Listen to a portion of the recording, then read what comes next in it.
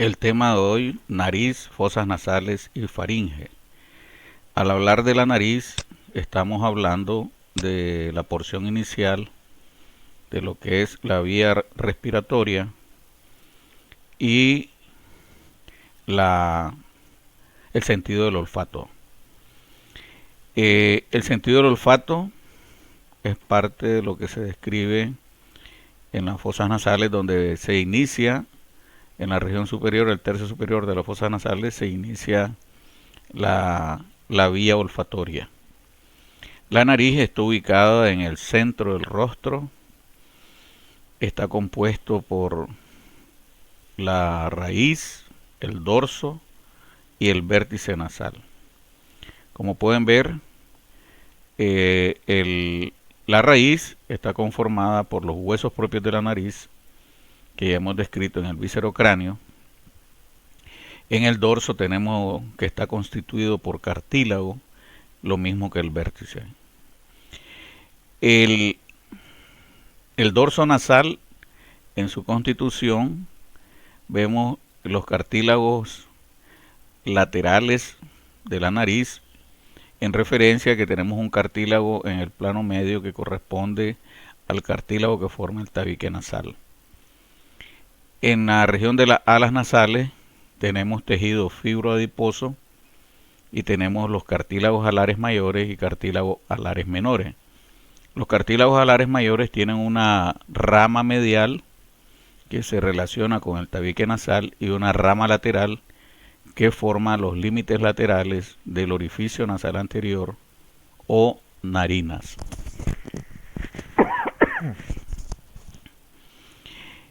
En cuanto a la irrigación de la nariz, está irrigada por las arterias nasales externas, ramas de la arteria facial y también un ramo nasal de la arteria oftálmica. En cuanto a las fosas nasales propiamente dichas, tenemos que ver el vestíbulo nasal, la ubicación del limen nasi y la cavidad nasal o fosas nasales propiamente dichas, y la descripción de las coanas. Entonces tenemos que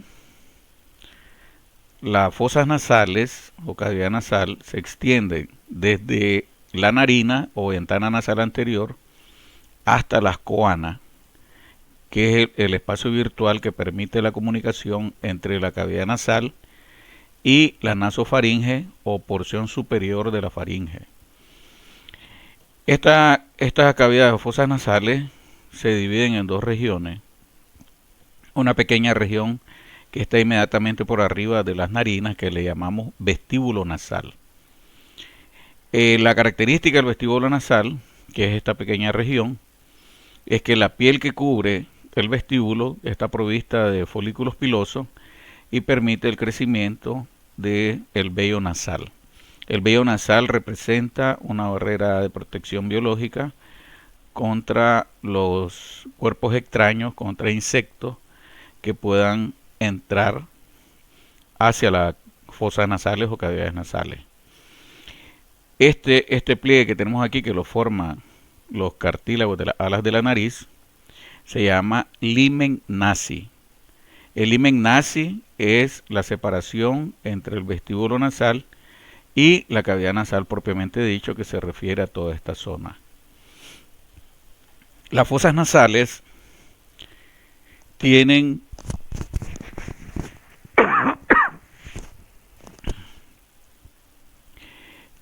una pared superior compuesta por los huesos propios de la nariz, la porción nasal del frontal, la lámina cribosa del etmoides, que forma la mayor parte del techo de la nariz, de las fosas nasales, y el cuerpo del efenoides.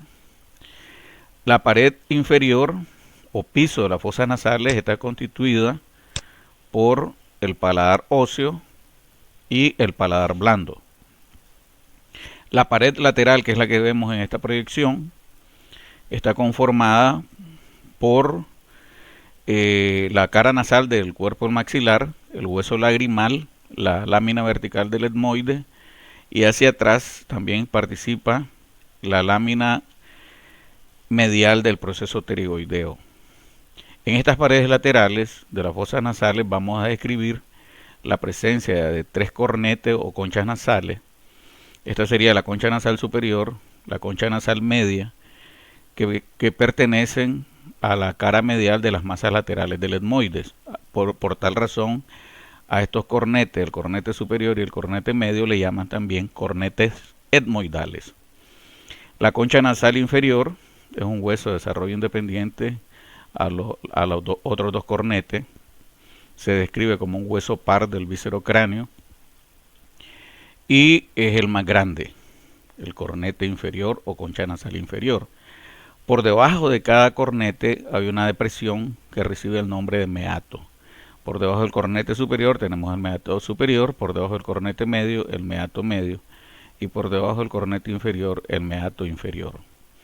La importancia de estos meatos es que hacia ellos se abren o tienen comunicación libre los senos paranasales. En esta imagen tenemos la imagen del seno efenoidal en el cuerpo del efenoide y el seno frontal en la escama del frontal. Posteriormente vamos a hablar de los senos paranasales y la forma en que están comunicados con las paredes laterales de las fosas nasales, específicamente con los meatos. La pared medial de las fosas nasales está representado por la presencia del tabique nasal. El tabique nasal lo podemos ver en esta imagen. Aquí han quitado el tabique nasal para poder ver las paredes laterales de las fosas nasales. El tabique nasal o septo nasal está constituido por una porción ósea que ya hemos descrito en los huesos del cráneo, en la que participa el vómer en la región posterior y la lámina vertical del etmoide. Y hacia adelante el tabique nasal está constituido por el cartílago del tabique nasal. El tabique nasal es una pared común medial a las 2 fosas nasales. Así que podemos decir que el tabique nasal es la pared medial de la fosa nasal derecha y a su vez es la pared medial de la fosa nasal izquierda. El borde posterior del tabique nasal, que por debajo de esta mucosa tendríamos exactamente el borde posterior del hueso vómer, es parte de los límites de las coanas, que se refiere a este orificio o espacio virtual. El límite de la coana, ya lo hemos señalado, está formado por el borde posterior del vómer, el borde posterior de la lámina horizontal del palatino, el cuerpo del efenoide y la lámina vertical del palatino. En cuanto a las 2 porciones que componen, aquí tenemos las paredes, ¿verdad? Ya esto ya lo hemos descrito. En cuanto a las 2 porciones que se describen en las fosas nasales, tenemos la porción respiratoria o pituitaria roja y la porción olfatoria. La porción respiratoria en su mucosa presenta múltiples capilares y esto es lo que le confiere el color rojo a la mucosa y de ahí el nombre de pituitaria roja. La mucosa de la porción respiratoria es la que cubre los 2 tercios inferiores de las fosas nasales. Estamos hablando que la mucosa de la porción respiratoria es la que cubre el cornete medio, el meato medio, el cornete inferior, el meato inferior, la mucosa que cubre el piso de las fosas nasales y la mucosa que cubre los 2 tercios inferiores del tabique nasal. Esta mucosa de la porción respiratoria ricamente vascularizada es lo que le permite realizar las 3 funciones que realiza la porción respiratoria, que son: la porción respiratoria calienta el aire inspirado, purifica el aire inspirado y humedece el aire inspirado. Esto es necesario para evitar daño a la vía respiratoria inferior, a la laringe, la tráquea, los bronquios y los pulmones. O sea que la porción respiratoria prepara el aire inspirado antes de que este aire pase a las vías respiratorias inferiores. Así que la función de purificación es en base a la producción de células de moco, mucus, por parte de las células mucosas que están en esta porción de la mucosa respiratoria, que al secretar moco, el moco atrapa las impurezas del aire que inspiramos. La porción olfatoria corresponde a la región superior, al tercio superior de las fosas nasales. La mucosa de esta zona presenta los filetes nerviosos del nervio olfatorio. Aquí estamos viendo la lámina cribosa, y a través de los orificios de la lámina cribosa del etmoide pasan las fibras del nervio olfatorio que descienden a la mucosa olfatoria. En esta mucosa olfatoria tenemos los receptores periféricos sensoriales de la vía olfatoria. Aquí se da la traducción de un estímulo odorífico en un impulso nervioso que viaja hacia la vía olfatoria, el bulbo olfatorio, los tractos olfatorios y a la corteza olfatoria del rinencéfalo. Entonces aquí tenemos que por la presencia de los filetes nerviosos en la mucosa de las fosas nasales del tercio superior, aquí nos lo representan en color celeste, es lo que le confiere el color amarillo, y por eso los biólogos le llaman pituitaria amarilla. Entonces tenemos que la mucosa de la porción olfatoria se aloja o cubre el cornete superior, el meato superior, el techo de las fosas nasales y el tercio superior del tabique nasal, o sea, esta zona de aquí. El tercio superior del tabique nasal está provista por mucosa olfatoria, llamada así, repito, porque a ese nivel se traduce en un impulso nervioso los estímulos olorosos. Luego tenemos los senos paranasales. Los senos paranasales son cavidades neumáticas que se encuentran ubicadas en el interior de huesos del cráneo, tanto del neurocráneo como del viscerocráneo. Estas cavidades reciben el nombre de cavidades neumáticas porque cada vez que nosotros inspiramos, parte de ese aire penetra a las cavidades de los senos paranasales. Estas cavidades cumplen dos funciones en el cráneo: disminuyen el peso del cráneo, hay libros que dicen aligeran el peso del cráneo, y sirven de caja de resonancia para la fonación. Esto es similar a lo que ocurre con la cavidad que está en el cuerpo de una guitarra acústica, una guitarra de madera. Al manipular, al hacer sonar las cuerdas de esa guitarra.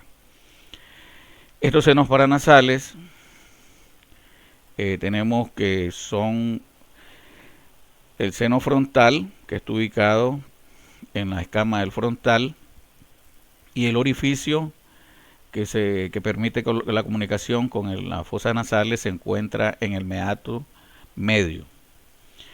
El seno efenoidal, la cavidad del seno efenoidal está ubicado en el cuerpo del efenoide, y el orificio que permite su comunicación con las fosas nasales se abre en el meato superior. En las masas laterales del etmoide tenemos la formación de tres senos etmoidales: seno etmoidal anterior, seno etmoidal medio, seno etmoidal posterior, que están constituidos por la agrupación de pequeñas celdillas etmoidales, ubicadas, como dije, en las masas laterales del etmoides. El seno etmoidal posterior se comunica con el meato superior, y los senos etmoidales anterior y medio se comunican con el meato medio. El seno maxilar está ubicado en el cuerpo del maxilar, es el más grande de todos los senos paranasales, y su orificio se abre en el meato medio. Hay que hacer notar que en el meato inferior no hay comunicación con ningún seno, pero sí ahí termina el conducto lacrimonasal que se inicia en la pared interna de la cavidad orbitaria donde se encuentra alojado el saco lagrimal. El saco lagrimal luego se dirige al meato inferior por medio del conducto lacrimonasal. De tal manera que cuando lloramos, parte de esas lágrimas que llegan al ángulo interno del ojo son absorbidas por el aparato, los conductos lagrimales que están en ambos párpados. Estos conducen las lágrimas al saco lagrimal y el saco lagrimal a través del conducto lacrimonasal conduce esas lágrimas al meato inferior. Luego tenemos la faringe. Antes de describir la faringe tendría que hacer referencia a la inervación sensitiva de la mucosa nasal. La inervación sensitiva de la mucosa nasal está dada por los nervios etmoidales anterior y posterior, por el nervio efenopalatino o nasopalatino, que inerva principalmente la mucosa del tabique nasal. En cuanto a la irrigación, está irrigada por las arterias también, arterias etmoidales, las arterias nasal internas, que irrigan la mucosa nasal. La faringe es una estructura musculomembranosa tubular abierta hacia adelante, o sea que tiene paredes laterales, tiene pared posterior, pero no presenta pared anterior, por eso se dice abierto hacia adelante. Hacia adelante la faringe se comunica libremente con las fosas nasales a través de las coanas, con la cavidad bucal a través del istmo de la fauce, limitado el istmo de la fauce por el velo del paladar y los pilares palatogloso-palato-faringeo, y la raíz de la lengua.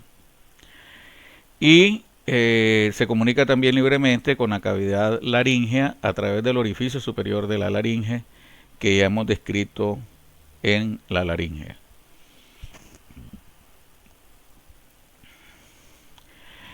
En las paredes de la faringe existen músculos voluntarios de forma circular que forman los constrictores superior, medio e inferior, y existe músculo radial que están representados por los músculos estilofaríngeo y palatofaríngeo.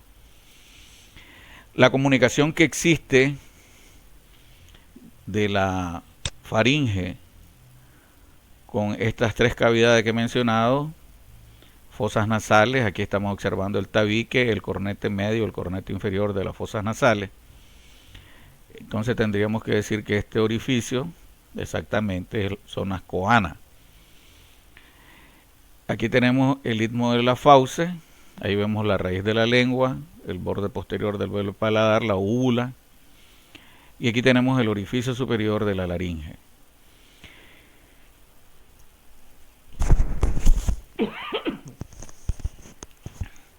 Los límites de estas tres porciones de la faringe están representados por una línea imaginaria que pasa a nivel del borde posterior del velo del paladar, otra línea imaginaria que pasa a nivel del borde superior del epiglotis.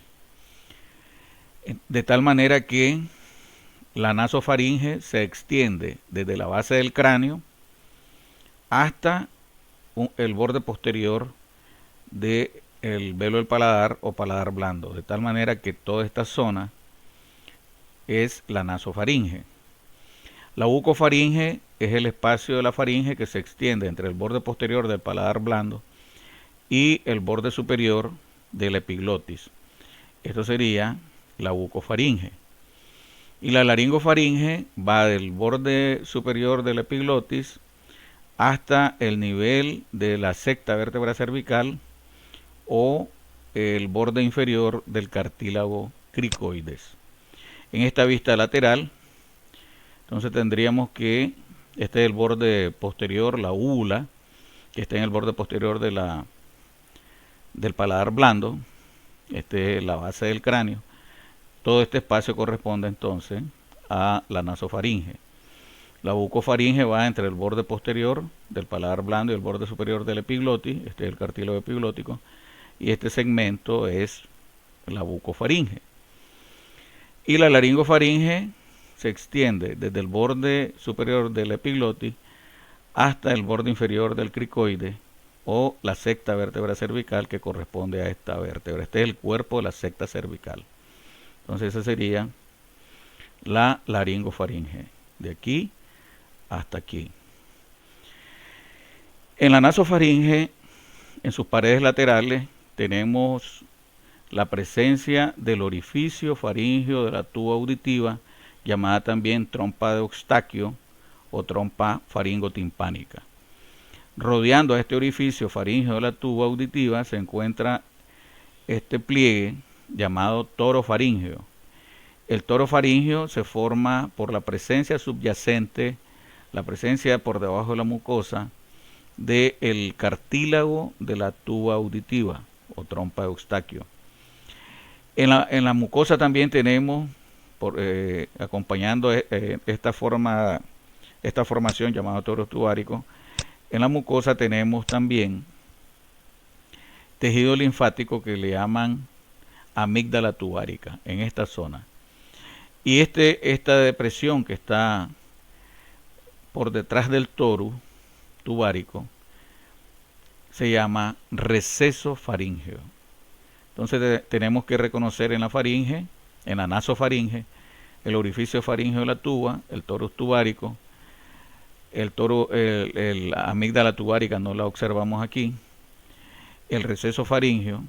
También tenemos que reconocer hacia el techo de la nasofaringe y la pared posterior de la faringe, de la nasofaringe, el tejido linfático presente en la submucosa que forman la amígdala faríngea. Esos son los detalles que tenemos en la nasofaringe. En la bucofaringe tenemos como detalle la presencia de los pilares palato-faríngeo y el pilar palato-gloso.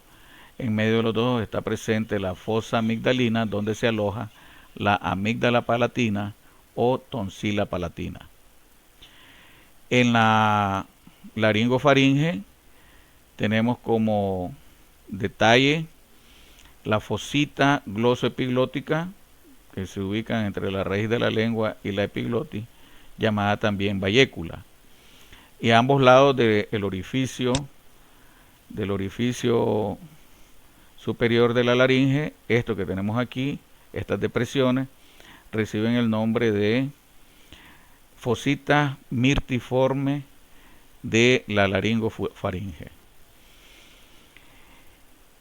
En general, cuando nos preguntan de dónde a dónde se extiende la faringe, la extensión de la faringe en su conjunto sería que se extiende desde la base del cráneo, específicamente desde el nivel de la porción basilar del occipital, hasta el borde inferior del cartílago cricoide o la sexta vértebra cervical. Esa es la extensión en general de la faringe. Y ya hemos explicado los niveles de división de la nasofaringe, bucofaringe y laringofaringe. Luego tenemos los músculos de la faringe, que tenemos músculos en disposición circular que forman los constrictores superior, medio, inferior, y músculos en forma radial que están representados por el estilofaringeo y el palatofaringeo. Estos músculos son estos que tenemos aquí.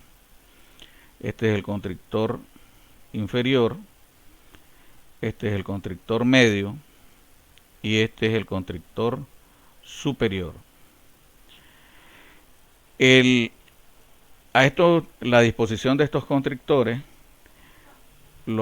hacen referencia a que pueden ser comparados con tres maceteras, una introducida dentro de la otra, y así sucesivamente, ¿verdad? Tres maceteras dispuestas uno dentro de la otra.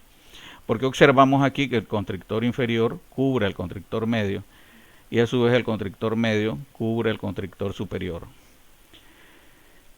Aquí tenemos al músculo estilofaríngeo. Y este es el paladar, lo reconocemos porque podemos ver la úvula. Y este músculo que tenemos aquí es el palatofaríngeo, que son los dos músculos radiales, estilofaríngeo y palatofaríngeo. En cuanto al origen de estos músculos,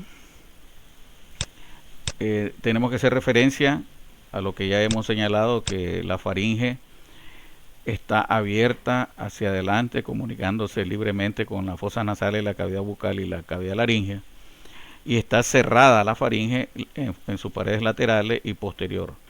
Aquí donde se hizo el corte, exactamente en el plano medio de la faringe, se forma el rafe faríngeo, el rafe de la faringe. En cuanto al origen del constrictor inferior, nos dicen que se origina del arco del cricoide, del cuerno inferior del cartílago tiroideo, de la línea oblicua del cartílago tiroideo. Aquí estamos viendo la línea oblicua del cartílago tiroideo, la lámina del cartílago tiroideo. Se origina de la línea oblicua del cartílago tiroideo. Sus fibras se dirigen hacia atrás y se unen al rafe medio de la faringe. El constrictor medio se origina del ángulo que se forma en la unión del cuerno mayor con el cuerno menor del hueso hioide y del ligamento estiloioideo. Sus fibras se dirigen hacia atrás, cubriendo al constrictor superior, y se unen al rafe medio de la faringe. El constrictor superior se origina de la mucosa de los bordes laterales de la raíz de la nariz, se origina de la mucosa bucal, se origina del extremo posterior de la línea miloioidea de la mandíbula o cresta miloioidea y del ligamento pterigomandibular. También se origina del gancho del proceso pterigoideo. Estas fibras se dirigen hacia atrás y hacia arriba y se fijan al rafe medio de la faringe y al tubérculo faríngeo que estamos observando aquí. El tubérculo faríngeo lo hemos descrito, que es un detalle de la cara inferior de la porción basilar del occipital. Observemos que el borde superior del constrictor superior de la faringe no hace contacto con la base del cráneo. Queda una especie de hendidura separando al constrictor superior de la base del cráneo. El estilofaríngeo se origina de la superficie medial del proceso estiloideo del temporal. Sus fibras se dirigen hacia abajo.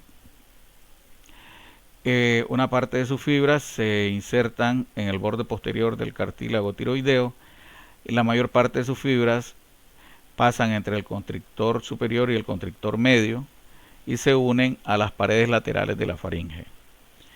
El palatofaríngeo, que hemos descrito en el paladar, se origina del borde posterior del paladar duro, se origina también de la aponeurosis palatina, sus fibras se dirigen hacia abajo y se insertan también en el borde posterior del cartílago tiroideo, pero principalmente lo hacen en las paredes laterales de la faringe.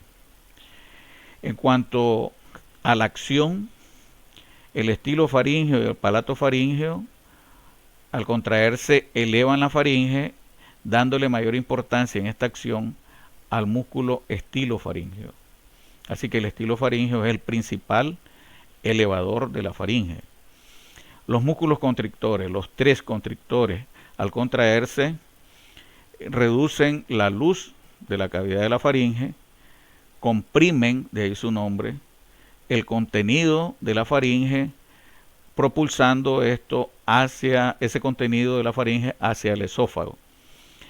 Las fibras inferiores del constrictor inferior están exactamente en el punto de unión del extremo inferior de la faringe con el extremo superior del esófago, y a esto le llaman esfínter cricofaríngeo.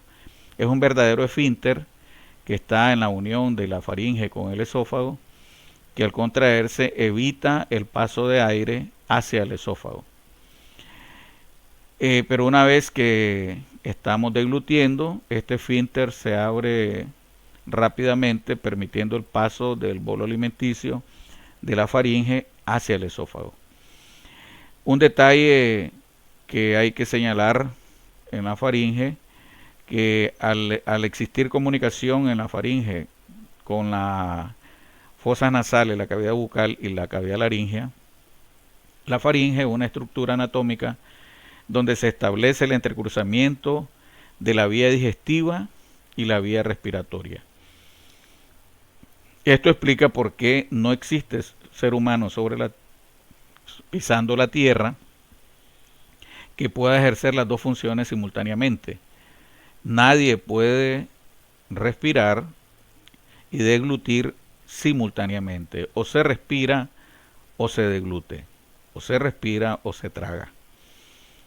De ahí que cuando por algún descuido al momento de deglutir nos estamos riendo, estamos platicando, estamos distraídos y de repente al momento de deglutir se nos abre el orificio superior de la laringe, se nos abre parcialmente, falla el cierre hermético por parte del epiglotis del orificio superior de la laringe y pasan pequeñas cantidades de alimento hacia la vía respiratoria y esto nos desencadena un reflejo de oxígeno violentísimo, que podemos ver incluso cómo sale los alimentos de lo que estamos deglutiendo a través de las fosas nasales y la nariz.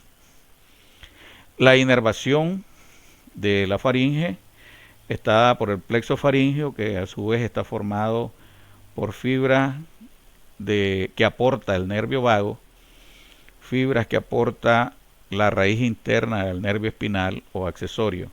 También se plantea que en la formación del plexo faríngeo participa también el nervio glosofaríngeo o noveno par craneal.